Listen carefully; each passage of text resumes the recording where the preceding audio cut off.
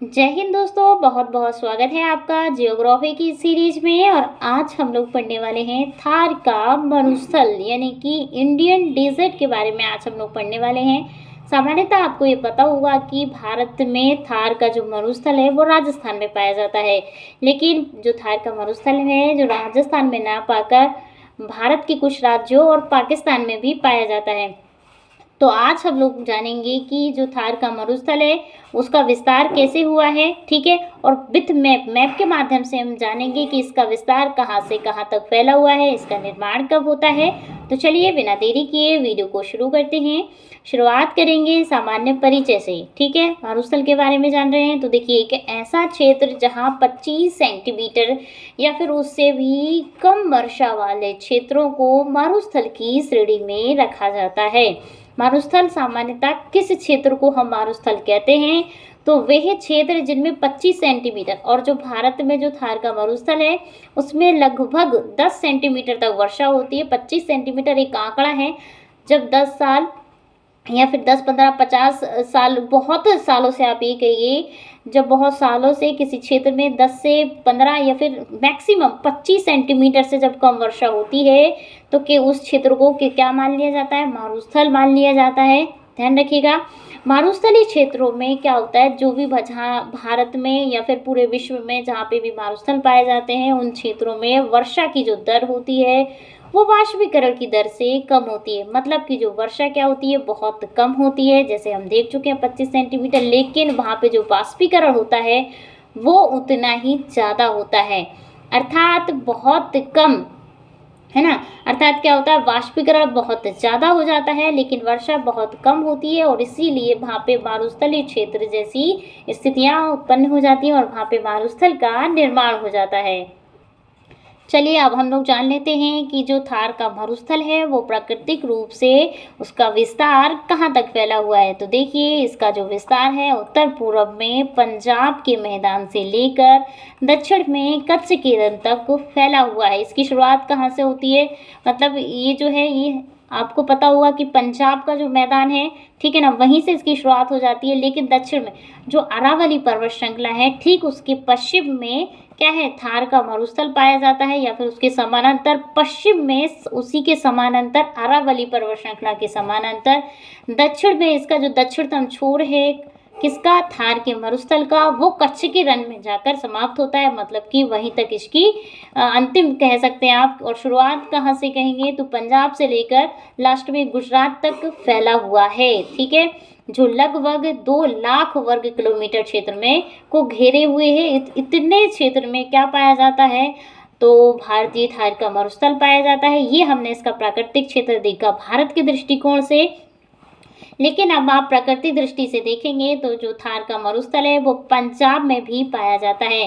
Basically Thar का मरुस्थल भारत और पंजाब दोनों में पाया जाता है, ठीक है ना। जैसे कि पंजाब में, राजस्थान में मुख्य रूप से पाया जाता है, ठीक उसी प्रकार से राजस्थान के सिंध प्रांत में, ठीक है, जो भी राजस्थान से लगा हुआ, जो पाकिस्तान का जो हिस्सा है ना, पाकिस्तान का जो भी हिस्सा राजस्थान से लगा हुआ है उन्हीं क्षेत्रों में क्या पाया जाता है, थार का मरुस्थल पाया जाता है।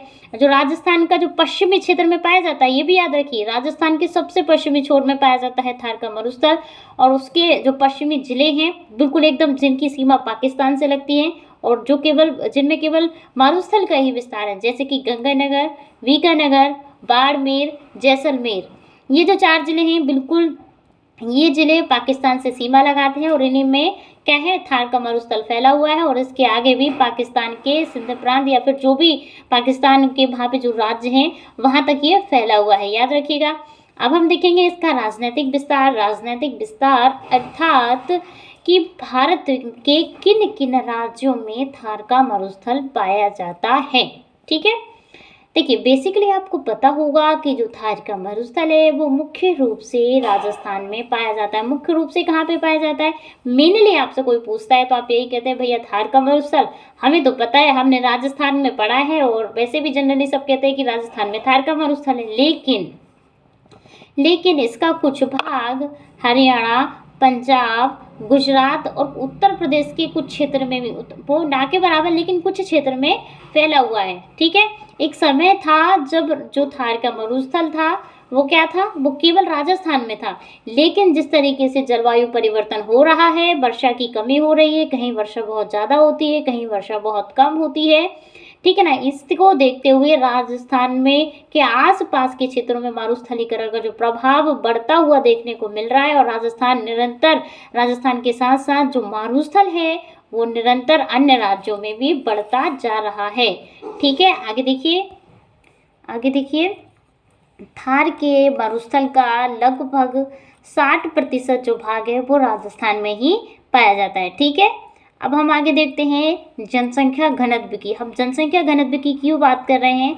जनसंख्या घनत्व के बारे में हम इसलिए जान रहे हैं क्योंकि जो मारुस्थली क्षेत्र है उसमें बहुत कम जनसंख्या रहती है, लेकिन भारत का जो मारुस्थल है उसमें बहुत मतलब विश्व के अन्य मारुस्थलों की तुलना में अच्छी जनसंख्या रहती है। ठीक है, इसलिए हम जनसंख्या के आंकड़े भी देखेंगे।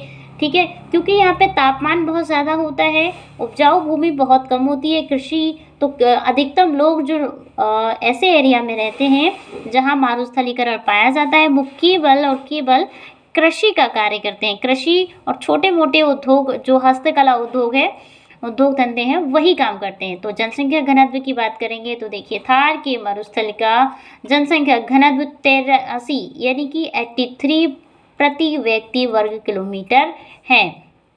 ठीक है, जो विश्व का सबसे सघन मरुस्थल है, अर्थात जितने भी मरुस्थल पाए जाते हैं पूरे विश्व में उन सब में सघन यानी कि बहुत ज़्यादा जनसंख्या इस मरुस्थल में पाई जाती है अन्य मरुस्थलों की तुलना में ही। ठीक है ना, समझ में आया ना आपको? अन्य मरुस्थलों की तुलना में, जैसे कि आपको पता होगा पूरे विश्व का सबसे बड़ा मरुस्थल कौन सा है, तो आप बताएंगे कि सहारा मरुस्थल है और अफ्रीका महाद्वीप में पाया जाता है। ठीक है, लेकिन जो सहारा मरुस्थल लगभग उसकी जो सीमा है, जैसे थार का मरुस्थल कहाँ पाया जाता है प्राकृतिक दृष्टि से, भारत और पाकिस्तान दोनों में ही पाया जाता है। ठीक उसी प्रकार से उसकी जो सीमा है लगभग 11 देशों से में फैला हुआ है, या फिर 11 देशों से उसकी सीमा टच करती है वहाँ का सहारा मरुस्थल। ठीक है, ध्यान रखिएगा पूरे विश्व का, और वो अफ्रीका महाद्वीप के उत्तर में पाया जाता है। ठीक है, जैसे थार का मरुस्थल कहाँ पाया जाता है, भारत के पश्चिम में, और जो आपका राजस्थान है उसके पश्चिमी भाग में पाया जाता है। ठीक है, और ये क्या है, थार का मरुस्थल पूरे विश्व में कहीं भी किसी भी मरुस्थल में इतनी जनसंख्या नहीं पाई जाती जितनी कि थार के मरुस्थल में पाई जाती है। ठीक है, आगे देखिए, जो भारत में सबसे ज़्यादा ऊन का उत्पादन करता है। अब देखिए, थार का मरुस्थल है, वहाँ पे लोग क्या करते हैं, अधिकतम पशुओं को रखते हैं। कृषि के लिए जो मरुस्थल की जो भूमि होती है वो ज़्यादा उपयोग नहीं रहती, इसीलिए लोग वहाँ पे क्या करते हैं, कृषि का कार्य न करके क्या करते हैं, पशुपालन करते हैं। तो जो गाड़र का नाम सुना होगा आपने, ऊँट का नाम सुना होगा, भेड़, बकरियाँ, ये बैल, गाय, ये सब भैंसें, ये सारी चीज़ें कहाँ पे, ये सभी जो हैं यहाँ के तापमान को सहन कर लेती है, इसलिए जो मरुस्थलीय क्षेत्र है राजस्थान में बहुत ज़्यादा पशु पाए जाते हैं। ऊँट का मेला का नाम सुना होगा आपने, ऊँट का मेला बहुत ज़्यादा फेमस है राजस्थान में, वो इसीलिए क्योंकि राजस्थान की जो जलवायु है वो वहाँ के जो इस तरीके के जो पशु है वो इस तरीके की ही जलवायु में रहते हैं। ठीक है, और इसीलिए भारत में सबसे ज़्यादा ऊन का उत्पादन भी इन्हीं पशुओं से होता है। आगे देखिए, अब हम बात कर लेते हैं यहाँ की वनस्पतियों के बारे में। ठीक है, वनस्पति यानी कि राजस्थान में जो थार का मरुस्थल है उसमें कौन कौन सी वनस्पतियां पाई जाती हैं, तो देखिए, थार के मरुस्थल में मुख्य रूप से बबूल, खेजड़ी, नागफनी जैसी झाड़ियों का विकास हुआ है। अब देखिए, सीधी सी बात है, तापमान बहुत ज़्यादा है और वर्षा बहुत कम है। ठीक है, तो आप खुद सोचिए कि जहाँ पे बहुत कम वर्षा होती है, तापमान बहुत ज़्यादा है, तो ऐसे क्षेत्रों में किन पौधों का विकास होता है। आपके आसपास के क्षेत्रों में ही आप खुद देखिए, तो बबूल का पेड़ देखेंगे, इसमें क्या पाए जाते हैं, कांटेदार झाड़ियाँ, विशेषकर क्या, कांटेदार झाड़ियों का विकास पाया जाता है इन क्षेत्रों में। ठीक है, खेजड़ी को जंगल का राजा कहा जाता है, खेजड़ी को। नागफनी के पौधे के बारे में सुना होगा आपने, हमारे आसपास के क्षेत्र में जब आप नागफनी के पौधे को हाथ लगाते हैं तो वो अपनी पत्तियों को सुखेड़ लेता है। ठीक है, हमारे हाथ की तरफ ही, इसके अलावा जो झाड़ियाँ होती हैं, झाड़ियाँ क्या, पौधे बहुत दूर दूर पाए जाते हैं। और बेसिकली ऐसा नहीं है कि सदाबहार वन की तरह यहाँ पे पास पास झाड़ियाँ पाई जाती हैं, बहुत दूर दूर तक कहीं कहीं पर वृक्ष मिलते हैं। कत्था हो गया, खैर हो गया, ये सारे वृक्ष मिलते हैं इसमें। और बेसिकली झाड़ियाँ ही उगी हुई रहती हैं, ठीक है, क्योंकि यही झाड़ियाँ यहाँ पे रह सकती हैं, इनका विकास पाया जाता है ना। और जो मरुस्थल है, थार का मरुस्थल, इसमें कई प्रकार के पक्षी और जानवर या फिर दोनों रहते हैं ना। तो क्योंकि इस तरीके के जलवायु में, इस तरीके के तापमान में कुछ पक्षी अच्छे से सस्टेन कर पाते हैं, कुछ जानवर रह पाते हैं। जैसे हमने पहले ही देखा कि ऊँट हो गया, है ना, ऊँट बहुत ज़्यादा फेमस है राजस्थान में। सब रेगिस्तान में ऊँटों को क्या कहा जाता है, जहाज कहा जाता है। ये भी क्वेश्चन आपने बहुत लगभग सेवेंथ या फिर 8 की बुक में लिखा रहता है कि एक चैप्टर रहता है, उसमें पढ़ा था मैंने कि रेगिस्तान में ऊँट को क्या कहा जाता है, जहाज। क्योंकि ऊँट जो है बहुत गर्म स्थल में भी आसानी से चल सकते हैं, बहुत कम पानी, लगभग 8 से 10 दिनों में ऊँट पानी पीते हैं। तो ये जो है इसीलिए यहाँ पे पाए जाते हैं। तो चलिए हम लोग बात कर रहे थे कि राजस्थान के में जो विस्तार है थार के मरुस्थल का, उसमें कौन कौन से पक्षी पाए जाते हैं, ठीक है। तो देखिए, जैसे फ्लावन हो गया, कैस्ट्रेल हो गया, कोलबक का नाम सुना होगा आपने, चिंगारा का नाम सुना होगा, चिंकारा का, भारतीय जंगली गधा। भारतीय जो जंगली गधा है, भारत में एकमात्र स्थान है जहाँ पर जंगली गधे रहते हैं, और वो है कच्छ का रण, ठीक है। और कच्छ का रण जो आपके थार के मरुस्थल का विस्तार है, वो कच्छ के रण तक ही पाया जाता है बेसिकली। और इसीलिए यहाँ पे जंगली गधा का बहुत ज़्यादा प्राकृतिक निवास है। इसके बाद लोमड़ी हो गई, तीतर हो गया, बटेर हो गया, गिद्ध हो गया, और great Indian bustard. Most important है ग्रेट इंडियन बस्टर्ड, जो कि राजस्थान का क्या है, पक्षी भी है, ग्रेट इंडियन बस्टर्ड। याद रखिएगा इसको, आयुसेन की जो रेड डेटा बुक है शायद उसमें भी शामिल किया गया है, ठीक है। तो ये जो पक्षी हैं, इनके बारे में जब आप इन्वायरमेंट इकोलॉजी का सेक्शन कवर करेंगे तब आपको ये सारे पक्षी, है ना, याद होने चाहिए, ठीक है। अब हम बात कर लेते हैं राजस्थान की नदी के बारे में, या फिर थार के मरुस्थल की नदी के बारे में। तो देखिए, इसका जो इस क्षेत्र की जो नदियां हैं, इस क्षेत्र की अधिकांश नदियों में जल केवल क्या है, वर्षा ऋतु में ही रहता है, जबकि ग्रीष्म ऋतु में जल, या फिर ग्रीष्म ऋतु किसी को कहते हैं, गर्मी के समय में जल नहीं पाया जाता है। क्यों? क्योंकि अत्यधिक तापमान से वाष्पीकरण के कारण नदियां सूख जाती हैं। सीधी सी बात है, वर्षा ऋतु में जब थोड़ी बहुत वर्षा होती है तो क्या होता है, वर्षा के कारण यहाँ पे इन नदियों में, छोटी छोटी जहाँ पे नदियाँ हैं उनमें जल रहता है। लेकिन जैसे ही वर्षा ऋतु जाती है, ग्रीष्म ऋतु यानी कि गर्मी का समय जब आता है, तो नदियाँ एकदम सूख जाती हैं, ठीक है, उनमें पानी नहीं रहता है। आगे देखिए, आप लोगों ने लूनी नदी के बारे में सुना होगा। लूनी नदी जो अरावली पर्वत श्रेणी की पुष्कर घाटी, ठीक है, पुष्कर घाटी राजस्थान में ही है, और वहीं से निकलती है, पुष्कर घाटी से निकलती है कौन सी, लूनी नदी, ठीक है ना। और पुष्कर के पास में ही अजमेर है, और वहाँ पे मुइनुद्दीन चिश्ती की दरगाह है। मुइनुद्दीन चिश्ती जो मोहम्मद गौरी के साथ भारत आते हैं, ठीक है, फिर भारत में ही रुक जाते हैं, फिर उनकी दरगाह बना दी जाती है राजस्थान के अजमेर में। मोस्ट इम्पोर्टेंट है, ठीक है। तो हम पढ़ रहे हैं लूनी नदी के बारे में। ये कहाँ से निकल रही है, पुष्कर घाटी से। और पुष्कर में पूरे भारत में एकमात्र ब्रह्मा जी का मंदिर है ना। आप बेसिकली कई सारे लोग बोलते हैं कि कहीं कहीं पर मंदिर है, लेकिन जो फेमस जो मंदिर है, ब्रह्मा जी का जो मंदिर है फेमस, वो है आपका पुष्कर में, ठीक है। और यहीं से निकलती है आपकी लूनी नदी, ठीक है। और भारत की एकमात्र ऐसी नदी है लूनी नदी जो किसी सागर या खाड़ी में नहीं गिरती। बेसिकली जो नदियां हैं, पूरब में बंगाल की खाड़ी और पश्चिम में अरब सागर में जाकर गिर जाती हैं, लेकिन आपकी लूनी नदी एकमात्र ऐसी नदी है, वो कहाँ पे, किसी खाड़ी या सागर में नहीं गिरती है, बल्कि कच्छ के रण में जाकर गायब हो जाती है। कहाँ पे गायब होती है, कच्छ का रण गुजरात में जाके गायब हो जाती है। हालांकि ये अंतस्थली होने के बाद में अरब सागर में जाके मिल जाती है, लेकिन फिर ये बस बेसिकली ये कहाँ पे, शुरुआत में तो कच्छ के रण में ही जाके मिलती है, इसीलिए भारत की एकमात्र ऐसी नदी है जो अंतस्थली कही जाती है, ठीक है। आगे देखिए, भारतीय मरुस्थल में अनेक झीलें पाई जाती हैं जो नमकीन झीलें हैं। नमकीन झीलों का अर्थ होता है खारे पानी की झीलें, ठीक है, जो कि मारुस्थल में पाई जाती हैं। अब आपको पता होगा कि जो उदयपुर है उसको क्या कहा जाता है, उसको झीलों की सिटी कहा जाता है या फिर झीलों का नगर कहा जाता है। उदयपुर में बहुत सारी झीलें पाई जाती हैं। राजस्थान, गुजरात में भी पूरे राजस्थान में और पूरे गुजरात में देखेंगे तो बहुत सारी झीलें पाई जाती हैं, और वो सारी झीलें, उनमें मैक्सिमम यानी कि अधिकांश झीलें कौन सी हैं, खारे पानी की झीलें हैं। जैसे सांभर झील का नाम सुना होगा, इससे सबसे ज़्यादा नमक का उत्पादन, पूरे भारत में सबसे ज़्यादा नमक उत्पादन करती है सांभर झील। पंचभद्रा झील का नाम सुना होगा आपने, लुनकर झील का नाम सुना होगा, पिछोरा का नाम सुना होगा, डीडवाना का नाम सुना होगा। और ये सारी जो झीलें हैं ये कहाँ पे पाई जाती है, बेसिकली ये पाई जाती हैं आपके थार के मरुस्थल में। मरुस्थल के अंदर इनका कहीं कहीं पर निर्माण है, ठीक है। और यहीं से आपके नमक की उत्पत्ति होती है, मतलब हम नमक का प्रोडक्शन होता है।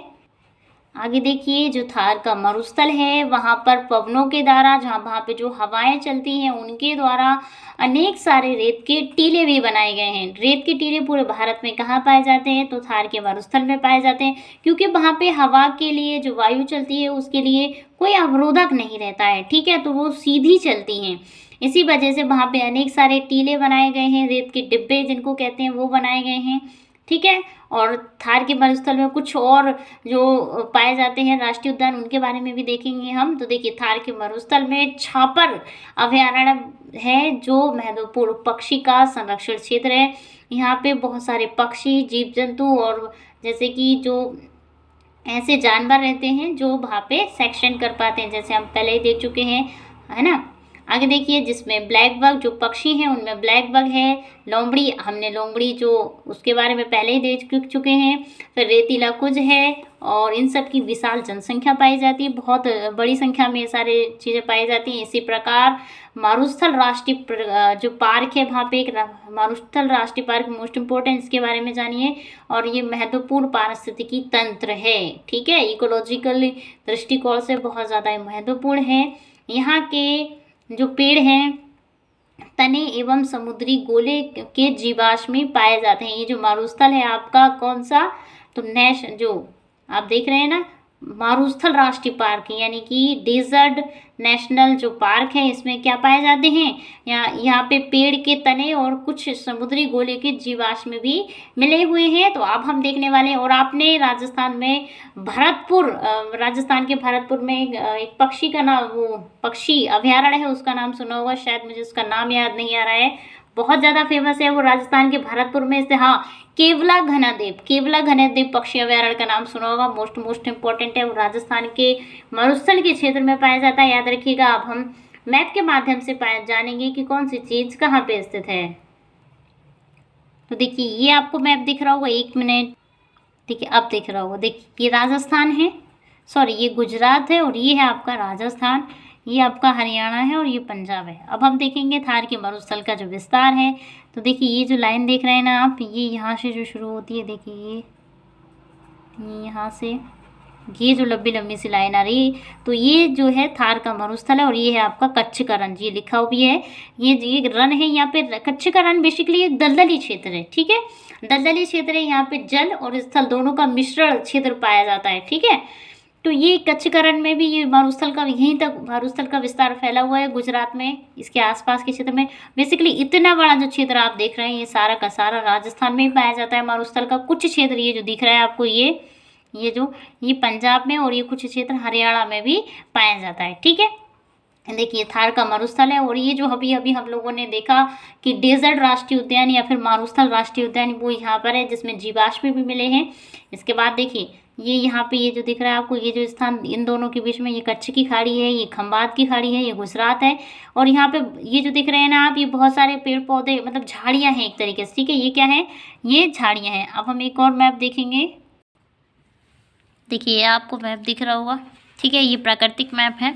इसमें हम देखेंगे तो देखिए लिखा हुआ है भारतीय महामरुस्थल, ठीक है, ये है थार का मरुस्थल लिखा हुआ है।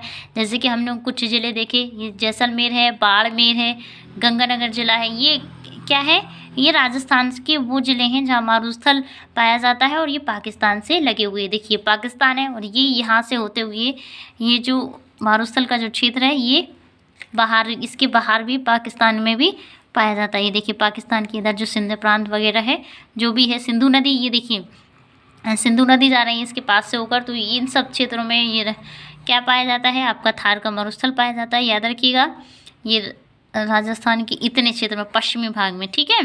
तो ये जो इसके ठीक पूरब में राजस्थान का जो थार का मरुस्थल है, इसके पूरब में क्या है, लूनी नदी है, ठीक है। ये लूनी नदी है। लूनी नदी कहाँ, ये देखिए ये है लूनी नदी, और निकली कहाँ से है, अरावली पर्वत श्रेणी से। ये अरावली पर्वत श्रृंखला है, या इसके पूर्वी भाग से ही लूनी नदी निकलती है, ये मारुस्थल की, ठीक है। और इसमें हम देखें जैसे कि इसका जो थोड़ा सा जो क्षेत्र है ये मारुस्थल का, ये कहाँ पे, ये देखिए पंजाब है और ये हरियाणा है, ठीक है।